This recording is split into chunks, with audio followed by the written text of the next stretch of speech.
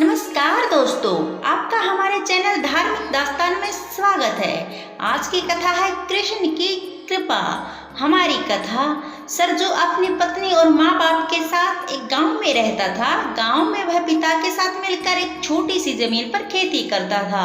खेत में काम करने पर उनको ज्यादा कमाई नहीं होती थी, बहुत ही मुश्किल से घर का गुजारा होता था। एक दिन अचानक सरजू के पिता की दिल का दौरा पड़ने से मृत्यु हो गई।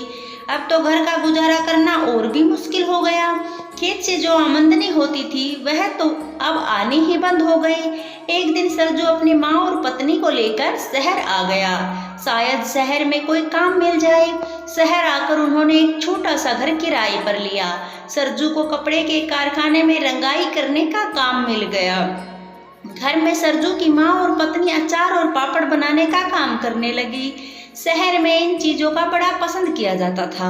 सरजू जहाँ काम करता था वहाँ कारखाने में एक आदमी सरजू का बड़ा अच्छा मित्र बन गया।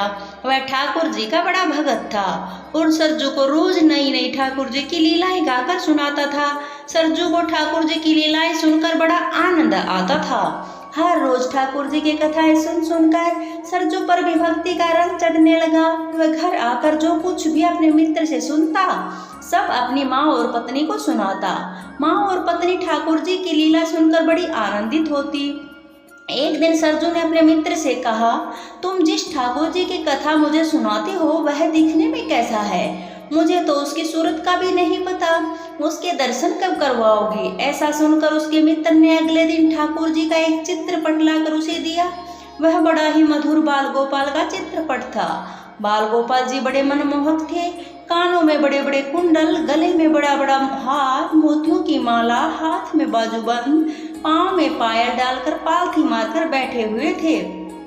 पास में एक माखन की बड़ी मटकी रखी हुई थी जो हीरे मोतियों से जड़ी थी। माखन की मटकी माखन से भरी और इसके कारण बाहर की तरफ माखन गिरता हुआ दिखाई दे रहा था। ठाकुर जी 2 उंगलियों से माखन में डुबोकर पूरे मुंह पर माखन लगाकर खा रहे थे और मंद मंद मुस्कुरा रहे थे। इतनी आकर्षक मूर्ति को देखकर सरजू अपनी शुद्ध बुद्ध खो बैठा। वह चित्रपट को लेकर अपने घर गया और अपने घर के एक कोने को साफ करके उस जगह पर कपड़ा बिछाकर चित्रपट को वहां रख दिया और अपनी पत्नी से बोला, यह देख, मैं जिस बाल गोपाल की कथा तुझे सुनाता हूँ वे यही लड्डू गोपाल हैं। पत्नी को बड़ी प्रसन्नता हुई। वह भी लगन से ठाकुर जी की सेवा करने लगी। सरजू का बेटा 2 साल का हो गया। वह सही से खाना नहीं खाता था। एक दिन उसकी माँ ने उसे कहा, देखो बाल गोपाल कैसे मजे से माखन खा रहा है, तुम भी ऐसे ही खाया करो। बेटे ने पूछा, माँ यह कौन है? माँ ने कहा, यह हमारे प्रभु कान्हा है। सरजू का बेटा बड़ा ही खुश हुआ। उसने कहा, कान्हा प्रभु भी आपके साथ माखन खाऊंगा। उसकी माँ ने कहा, ठीक है, मैं तुम्हें रोटी से माखन खिलाऊंगी। और उसने रोटी का टुकड़ा भगवान के चित्रपट की मटकी पर लगा दिया और बड़े चाव से अपने बेटे को खिलाने लगी, मानो जैसे वह वाकई में माखन खिला रही हो। उसकी ऐसी सामर्थ्य नहीं थी कि वह बाजार से माखन लाकर अपने बेटे को खिला सके। बेटा बड़े चाव से रोटी खाने लगा, जैसे वाकई में ही माखन रोटी खा रहा हो। अब ऐसा हर रोज होने लगा। वह रोज अपने बेटे को रोटी का कोर माखन की मटकी पर लगाती और उसे खिला देती। इस तरह बच्चा रोटी भी खा लेता और उसे ऐसा लगता जैसे वाकई में माखन रोटी खाई हो। सरजू का बेटा रोज ही ठाकुर जी से बातें करता। उनसे कहता, आप सारा माखन खा लोगे, क्या मुझे नहीं दोगे? ऐसा कहकर रसोई से एक कटोरी लाकर उनके आगे रख देता और इधर उधर हो जाने के बाद दोबारा आकर देखता तो कटोरी माखन से भरी मिलती। वह बड़ा खुश हो जाता और माखन खा जाता और कटोरी वापस लाकर रसोई में रख देता। सरजू की पत्नी जब बर्तन मांज रही होती तो चिकनी कटोरी देखकर बच्चे से पूछ बैठी, अरे यह कटोरी इतनी चिकनी क्यों है?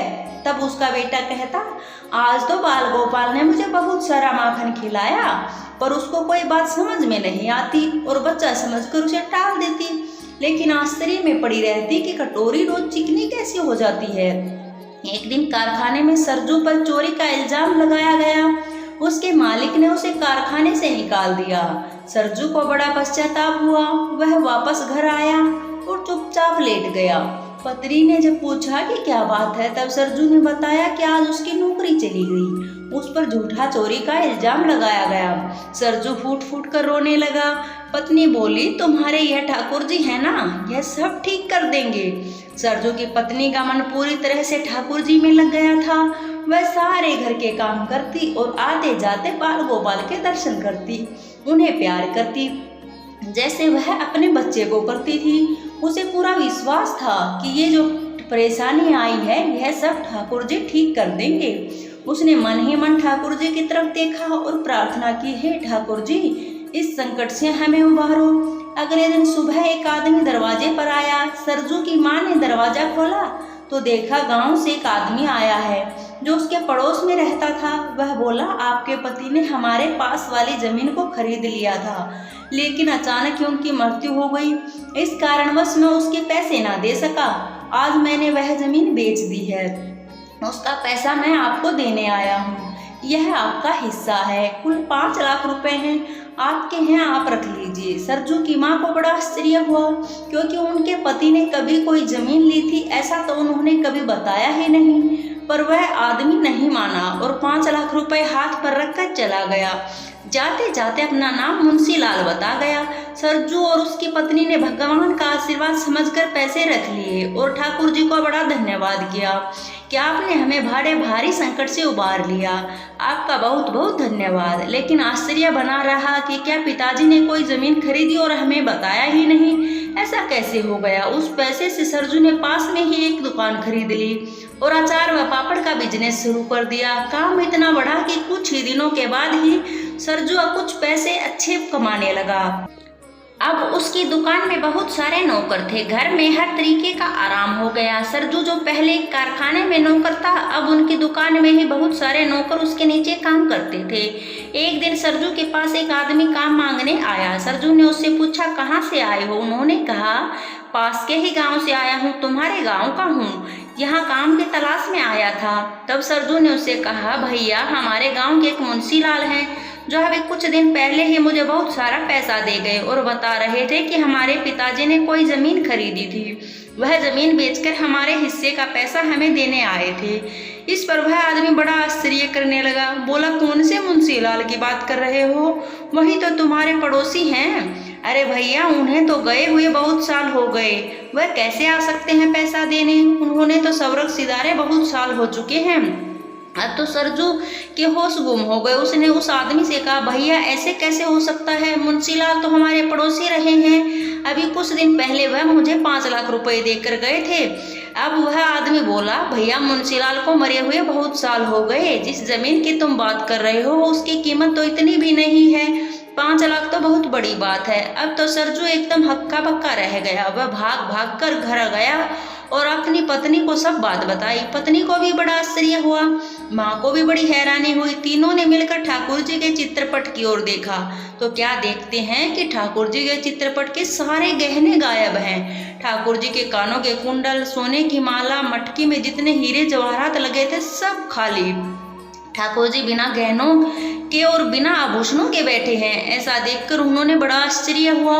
वह अब सर पीटने लगे, उनकी आंखों से आंसू धारा बहने लगी। तीनों सर पीट पीट कर रोने लगे कि हमारे ठाकुर जी ने हमारे लिए इतना उपकार किया, अपने सारे गहने आभूषण बेच दिए और किसी मुंशीलाल को भेज दिया जो कि अब इस दुनिया में भी नहीं है। उस मुंशीलाल के रूप में स्वयं आकर हमें 5 लाख रुपये दे गए। सरजू जोर जोर से रोने लगा और कहने लगा, ठाकुर जी आप अपने भक्तों का दुख ना देख पाते हो, अपने भक्तों का दुख दूर करने के लिए आपने अपने गहने तक बेच डाले। मैं धन्य हो गया, मैंने तो आपकी कोई भक्ति भी ना की, फिर भी आपने इतनी कृपा मुझ पर कर दी। मैं धन्य हो गया, कान्हा जी मैं धन्य हो गया। तीनों ठाकुर जी के चरणों में समर्पित हो गए।